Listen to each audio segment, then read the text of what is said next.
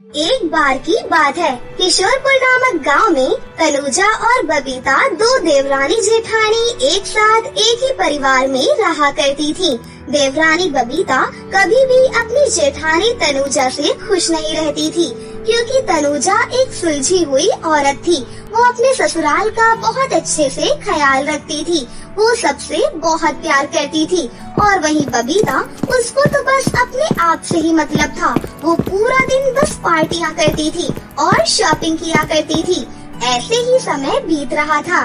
एक दिन तनुजा और बबीता की सास कस्तूरी बबीता से कहती है, अरे बबीता बहू, तुम भी कोई काम वाम कर लिया करो। बस सारा काम तनुजा बहू ही करती है, और वो अभी जरा किसी काम से बाहर चली गई है, तो मेरा चाय पीने का मन कर रहा है। जा जल्दी से मेरे लिए इलायची वाली चाय बना कर ले आ। बस सारे काम बेचारी तनुजा बहू ही करती है, तुम तो कुछ करती ही नहीं हो। कस्तूरी बबीता को चार बातें सुनाकर चाय लेने के लिए भेज देती है और बबीता भी मुंह बनाते हुए चाय बनाने के लिए चली जाती है। लेकिन तभी वो अचानक से बेहोश हो जाती है। फिर हेमंत तुरंत उसे अस्पताल लेकर जाता है, तो पता चलता है कि बबीता माँ बनने वाली है। ये खबर सुनकर तो कस्तूरी खुशी से झूम उठती है, क्योंकि बहुत सालों बाद ये खुशखबरी उसने सुनी थी। अरे वाह बबीता बहू, तूने तो मेरा दिल ही खुश कर दिया। तू माँ बनने वाली है। अब देख, तुझे अपना बहुत ख्याल रखना है। और तनुजा बहू, तू भी जरा अपनी देवरानी का अच्छे से ख्याल रखना। बस मेरी प्यारी सी सुंदर सी पोती आ जाए। हमारा घर कब से एक लक्ष्मी के लिए तरस रहा है। बस जल्दी से एक लक्ष्मी आ जाए।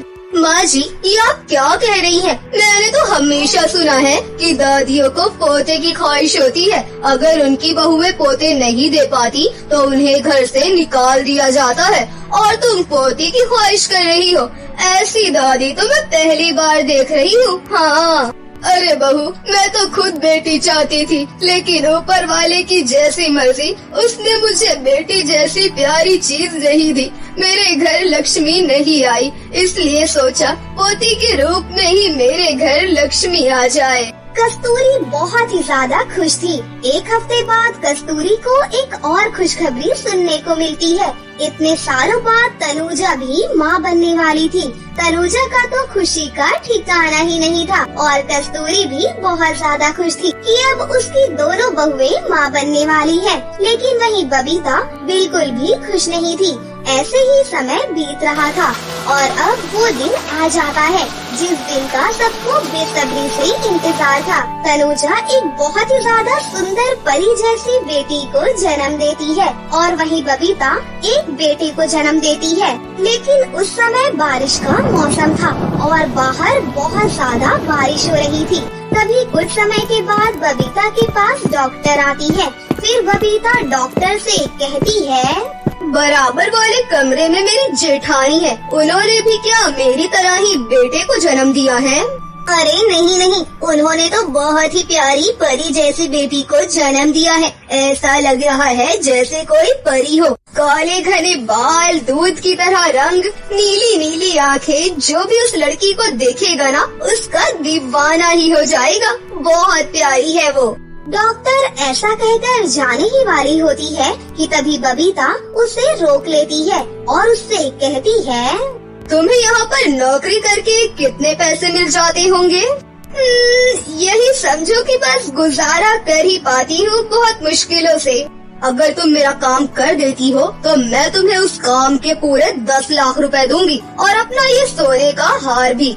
और ज्यादा बड़ा काम भी नहीं है। अगर तुम मेरा काम कर सकती हो तो बताओ, मैं तुम्हें 10 लाख रुपए कैश और सोने का हार देने के लिए तैयार हूँ। क्या आप सच कह रही हैं क्या? आप मुझे 10 लाख रुपए कैश और सोने का हार देंगी?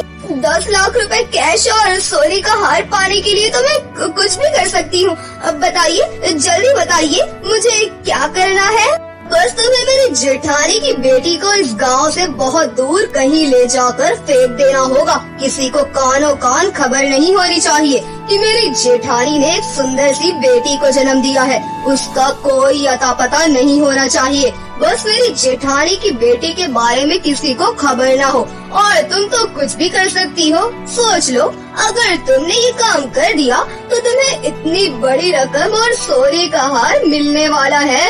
उस डॉक्टर को 10 लाख रुपए और सोने के हार का लालच आ जाता है और वो तुरंत ही बबीता का काम करने के लिए तैयार हो जाती है। फिर वो रात के अंधेरे में बेचारी तनुजा की मासूम नवजात प्यारी सी बेटी को तेज बारिश में गांव की आखिरी वाली नदी में एक टोकरी के अंदर रखकर छोड़ देती है कि वो बारिश से नदी में बहकर कहीं दूर चली जाएगी या फिर इस नदी में ही डूबकर मर जाएगी।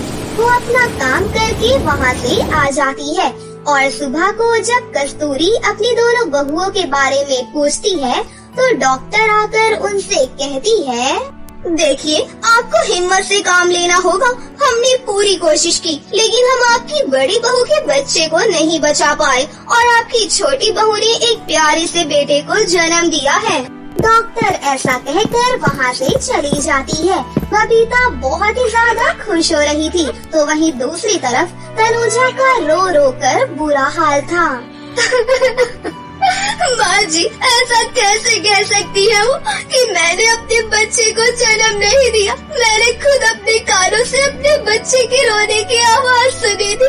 ऐसा कैसे हो सकता है? मेरा प्यारा बच्चा कहाँ चला गया? ऊपर वाले ने इतने सालों बाद तो मेरी सुनी थी और अचानक उसने मुझे खुशी देकर मुझसे मेरी खुशी छीन ली। ऐसा कैसे हो सकता है माँ जी कि मेरा प्यारा बच्चा इस दुनिया में नहीं आया, लेकिन मैंने तो उसकी आवाज़ें सुनी थी। मैं क्या करूँ माँ जी, मुझे तो विश्वास ही नहीं हो रहा है।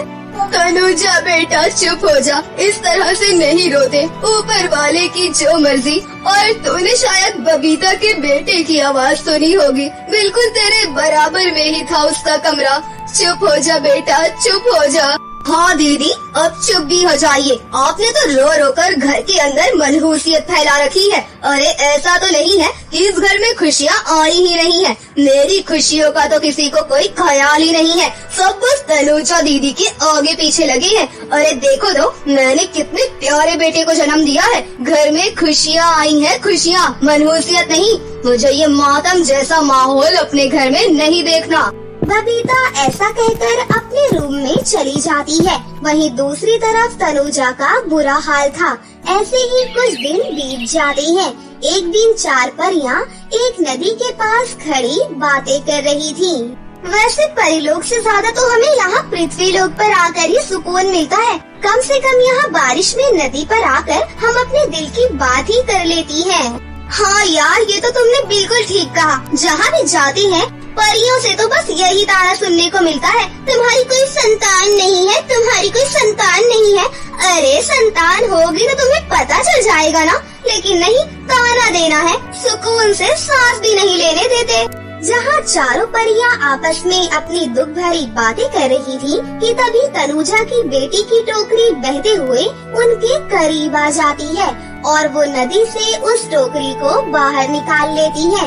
और जब वो तनुजा की बेटी को देखती है तो चारों परियां हक्की बक्की रह जाती हैं। इस बच्ची को तो देखो, कितनी ज्यादा प्यारी है। इसके बाल तो देखो, काले रंग के हैं, दूध की तरह सफेद इसका रंग, आंखें नीली नीली। इतनी प्यारी बच्ची को पता नहीं किसने मरने के लिए इस बारिश में इस नदी में छोड़ दिया। ये पृथ्वी के लोग भी ना पता नहीं कैसे होते हैं। ऊपर वाला इन्हें इतनी प्यारी सी बेटी देता है और ये उसे मरने के लिए छोड़ देते हैं, क्योंकि इन्हें तो बेटे की ख्वाहिश होती है ना। हाँ, तुमने बिल्कुल ठीक कहा। किसी बदनसीब ने ही इसे मरने के लिए नदी में छोड़ दिया होगा। संजना, अमृता, प्रिया, मुझे तो ऐसा लगता है कि हमें इसे अपने साथ परिलोक लेकर जाना चाहिए। इसका कोई भी नहीं है, ये अनाथ है। हम चारों परियां इसकी माँ बनकर इसका पालन पोषण करेंगी। ये देखो, बिल्कुल हम जैसी ही तो लग रही है, बिल्कुल परी जैसी। हाँ, ये तो तुमने बिल्कुल ठीक कहा। ये तो बिल्कुल हमारी जैसी ही लग रही है, बिल्कुल परी लग रही है। अब इसे हमें अपने साथ परीलोक लेकर जाना चाहिए। ये अनाथ बेटी हम चारों परियों की बेटी है। अब ये अनाथ नहीं बल्कि हम चारों की बेटी है। इसका नाम शनाया है।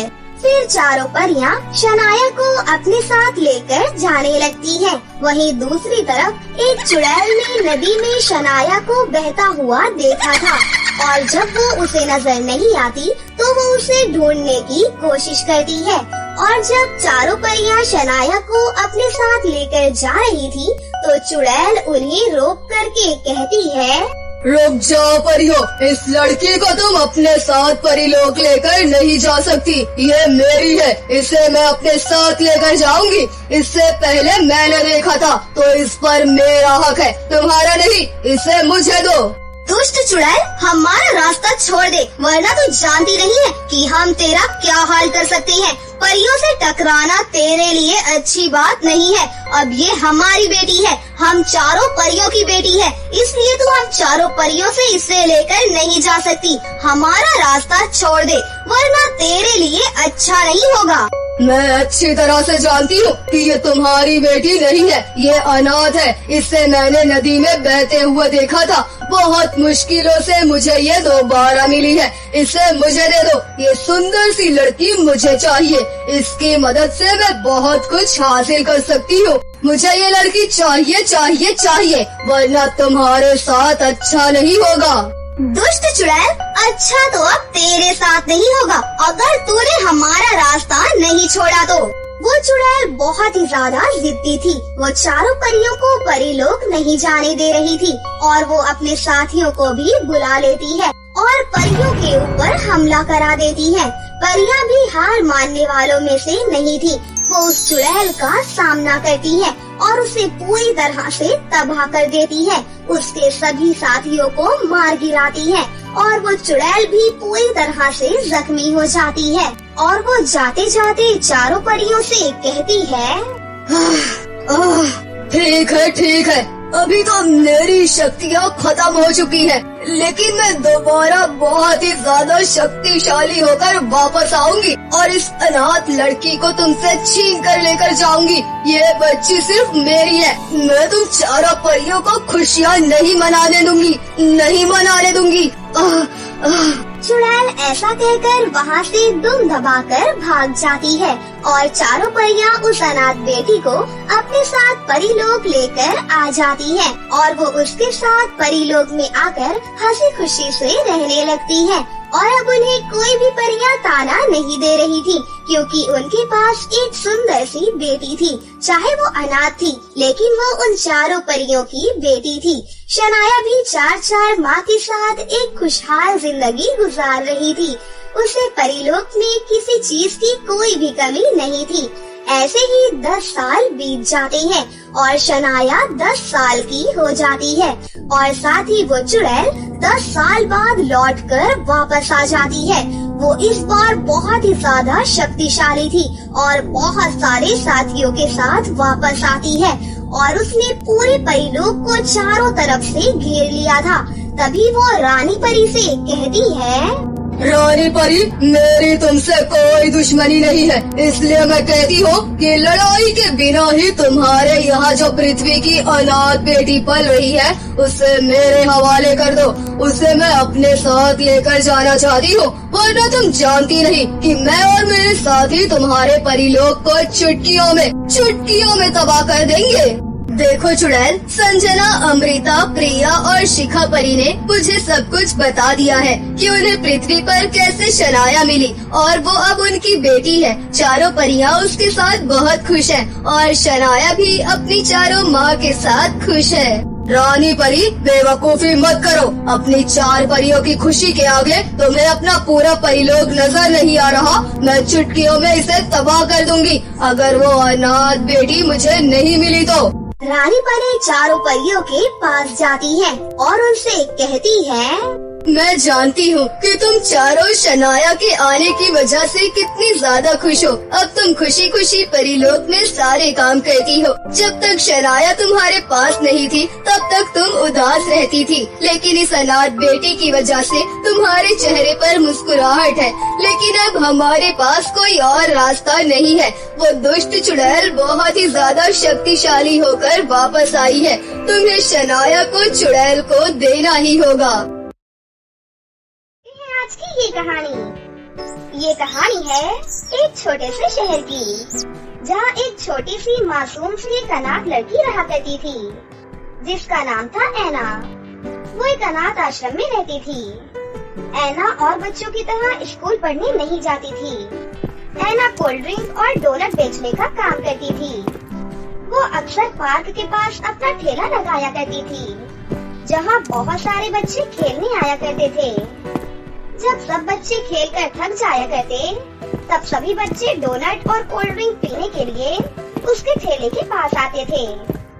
इस तरह ऐना की दोस्ती पार्क में खेलने वाले कुछ बच्चों के साथ हो जाती है। उन्हीं बच्चों में से ऐना के दो खास दोस्त बन जाते हैं। सोफिया और जेम्स, कौन सी कोल्ड ड्रिंक पियोगे? ऑरेंज वाली या जीरा सोडा वाली? कौन सी बताओ? मेरे लिए ऑरेंज वाली और जेम्स के लिए जीरा सोडा वाली। हाँ, रुको, मैं तुम्हें अभी देती हूँ। ये लो, और ये तुम्हारी। सोफिया और जेम्स बड़े मजे से अपनी पसंदीदा कोल्ड ड्रिंक पीने लगते हैं। कोल्ड ड्रिंक का आनंद उठाते हुए सोफिया ऐना से कहती है, पता है ऐना, क्रिसमस आने वाला है। हमने अभी से बहुत सारी तैयारियाँ शुरू कर दी हैं। क्या तुम भी क्रिसमस ट्री के डेकोरेशन का सामान ले आई हो? सोफिया की ये बात सुनकर ऐना थोड़ी उदास हो जाती है। क्या हुआ ऐना, तुम उदास क्यों हो गई? क्या हमने कुछ गलत कह दिया? बताओ ना ऐना। ऐना अपने दोस्तों की बात सुनकर चुप हो जाती है, क्योंकि वो एक अनाथ आश्रम में रहती थी। ऐना केवल सपनों में ही क्रिसमस मनाया करती थी और सेंटा क्लॉज से ढेर सारे कपड़े और गिफ्ट की कल्पना ही कर सकती थी। इसलिए क्रिसमस का त्योहार आने पर वो बहुत ज्यादा दुखी हो जाती थी। अरे नहीं, ऐसा कुछ नहीं हुआ, ऐसी कोई बात नहीं है, मैं ठीक हूँ। ऐसा कहकर ऐना वहाँ से चुपचाप चली जाती है। उसके जाते ही दोनों दोस्त आपस में बातें करते हुए कहते हैं, बेचारी ऐना, हमें उससे क्रिसमस के बारे में बात ही नहीं करनी चाहिए थी। हाँ, उसके पास हमारे जैसा घर नहीं है ना, उसके साथ उसका परिवार भी नहीं है। तो हम और कर भी क्या सकते हैं? ऐसा कहकर दोनों सोचने लगते हैं। तभी सोफिया के दिमाग में एक आइडिया आता है। पर एक तरकीब है मेरे पास। क्या तरकीब है? जल्दी बताओ मुझे। क्यों न हम ऐना को क्रिसमस के दिन अपने घर में आने का निमंत्रण दें? हाँ, ये तुमने बिल्कुल सही कहा, हमें ऐसा ही करना चाहिए। आखिर क्रिसमस का दिन भी आ ही जाता है, जिसका सभी बच्चों को बेसब्री से इंतजार था। शाम के समय सभी घरों के बाहर सुंदर सुंदर रोशनी चमक रही थी, पर ऐना गली के कोने में खड़ी चुपचाप उदास होकर ये सब कुछ देख रही थी। आज उसके दोनों दोस्त भी उसके पास आज कोल्ड ड्रिंक पीने नहीं आए थे। ऐना मन ही मन कहती है, वो दोनों जरूर अपने परिवार के साथ क्रिसमस मना रहे होंगे। दुखी मन से ऐना अपना कोल्ड ड्रिंक का ठेला लिए आश्रम की ओर जाने लगती है कि तभी पीछे से सोफिया उसे आवाज देते हुए कहती है, ऐना, तुम कहाँ जा रही हो? मैं तो वापस घर जा रही हूँ। अरे नहीं, आज तुम मेरे साथ चलो। हाँ, लेकिन कहाँ? मेरे साथ मेरे घर पर। मैं तुम्हें अपना प्यारा सा क्रिसमस ट्री दिखाऊंगी। क्या सच में? क्या मैं तुम्हारे घर आ सकती हूँ?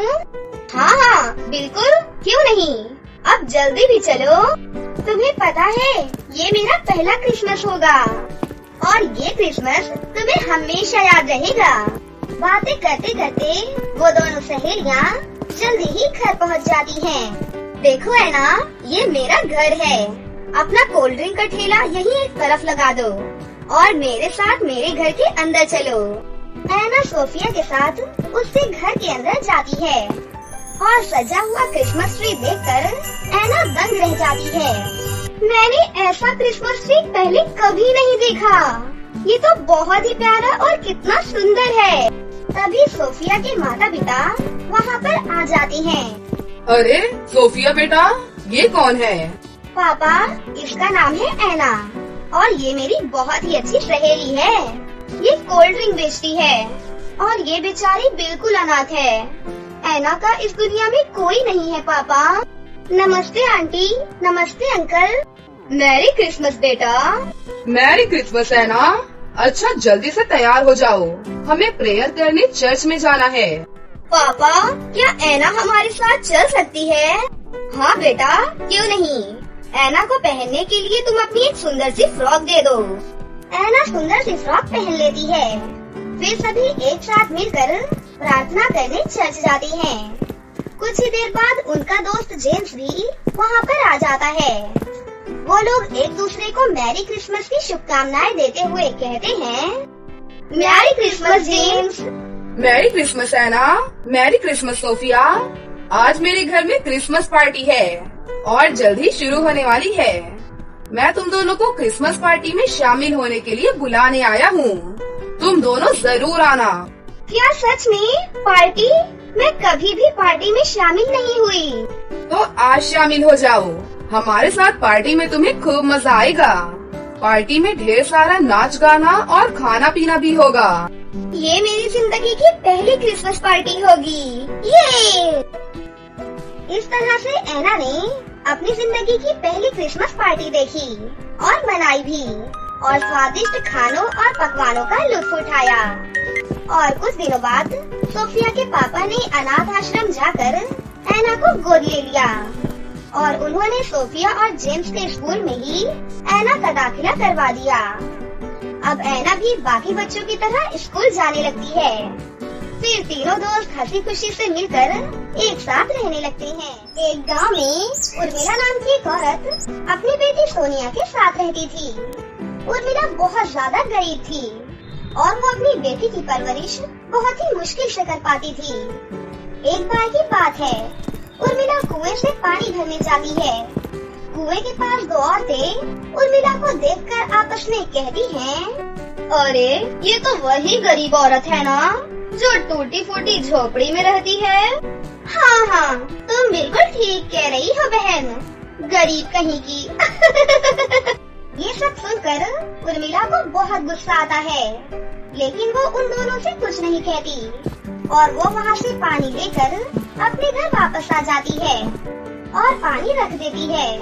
तभी सोनिया अपनी माँ के पास आती है और उनसे कहती है, माँ आप पानी ले आई तो मैं खाना बना लूँ? हाँ बेटी, मैं पानी ले आई हूँ, तुम खाना बना लो।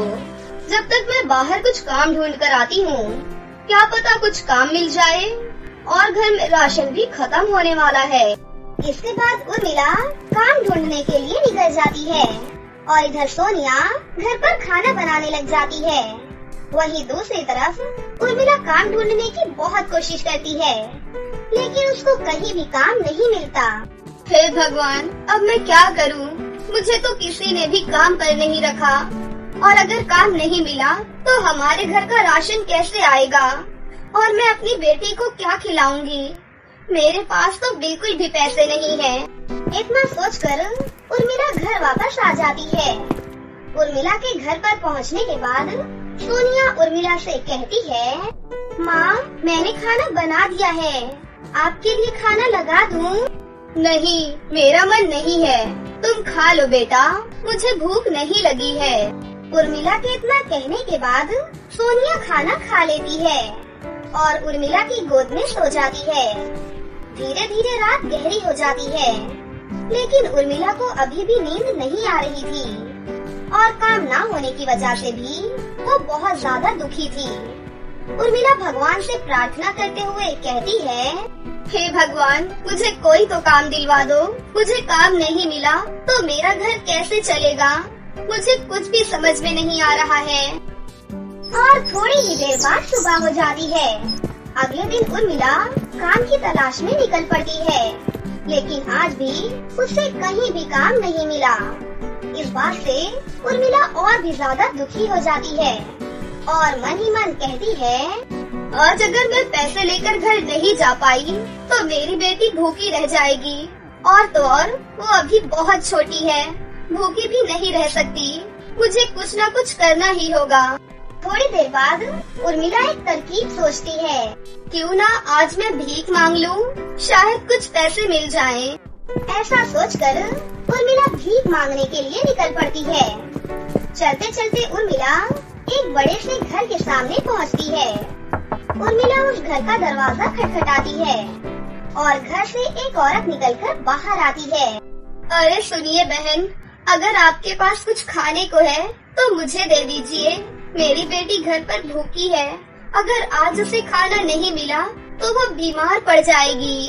उर्मिला की ये बात सुनकर वो औरत उससे कहती है, क्या तुम्हें शर्म नहीं आ रही? अपनी बेटी को भीख मांगा हुआ खाना खिलाओगी? अगर ऐसा है तो तुम मर जाओ। लेकिन तुम्हारी जगह अगर मैं होती तो मैं अपने बच्चे को भीख मांगकर खाना नहीं खिलाती। उस औरत की ये बात सुनकर उर्मिला काफी ज्यादा दुखी होती है और चुपचाप वहाँ से चली जाती है। उर्मिला एक कुएं के पास आती है और उसके ऊपर चढ़ जाती है और मन ही मन कहती है, अब मेरे पास कोई भी साधन नहीं बचा है। अब मेरा इस दुनिया में जीकर कोई फायदा नहीं। जब मैं अपनी बेटी का पेट नहीं भर सकती तो मुझे जीने का भी कोई हक नहीं। इससे अच्छा यही है कि मैं मर जाऊं। इतना सोचकर उर्मिला कुएं में कूदने ही वाली होती है कि तभी वहाँ पर सोनपरी प्रकट होती है और अपने जादू से उर्मिला को पीछे की ओर खींच लेती है और उससे कहती है, अरे ये तुम क्या कर रही थी? तुम अपनी जान क्यों ले रही थी? ये तो बहुत बड़ा पाप है। सोनपरी के इतना कहने पर उर्मिला फूट फूट कर रोने लगती है और उनसे कहती है, अब मैं करूँ भी तो क्या करूँ? घर में खाने को एक दाना नहीं है, बेटी घर पर भूखी है। मुझे कुछ भी समझ में नहीं आ रहा कि मैं क्या करूँ, इसलिए मैं मरने जा रही थी। अच्छा तो ऐसी बात है, चलो तुम मुझे अपने घर पर ले चलो। इसके बाद उर्मिला सोनपरी को अपने घर पर ले जाती है। सोनपरी उर्मिला के घर को देखकर बहुत ही दुखी होती है, क्योंकि उर्मिला का घर बहुत ही टूटा फूटा था। तुम चिंता मत करो, तुम दोनों मेरे साथ चलो। इसके बाद सोनपरी अपने जादू से सोनिया और उर्मिला को परी लोक ले आती है और अपने जादू से उन दोनों को एक जादुई गाउन और एक जादुई पर्स देती है और उनसे कहती है, सुनो उर्मिला, ये 2 जादुई गाउन और पर्स हैं। इस जादुई गाउन से तुम जो भी मांगोगी तुम्हें वो मिलेगा और दूसरी तरफ इस जादुई पर्स की मदद से तुम इसके अंदर रह सकती हो। क्या सच में परी जी? हाँ हाँ बिल्कुल। परी जी आपका बहुत बहुत शुक्रिया, आपने हमारी बहुत मदद की है आज। इसके बाद उर्मिला और सोनिया पृथ्वीलोक वापस लौट आती हैं। पृथ्वीलोक आने के बाद सोनिया अपने गांव के बाहर अपने जादुई पर्स को रख देती है और वो जादुई पर्स एक घर में बदल जाता है। फिर जादुई गाउन वो दोनों अपने साथ उस घर में लेकर आ जाती है और जादुई गाउन से कहती है, हे जादुई गाउन, हमें बहुत सारा खाना दे दो। उर्मिला के इतना कहने पर वहाँ पर बहुत सारा खाना प्रकट हो जाता है। सोनिया भी ये सब देखकर बहुत खुश होती है। उस दिन के बाद से उर्मिला और सोनिया के जीवन में किसी भी चीज की कोई कमी नहीं थी। अब वो दोनों अपनी जिंदगी में हंसी खुशी से रहने लगती हैं।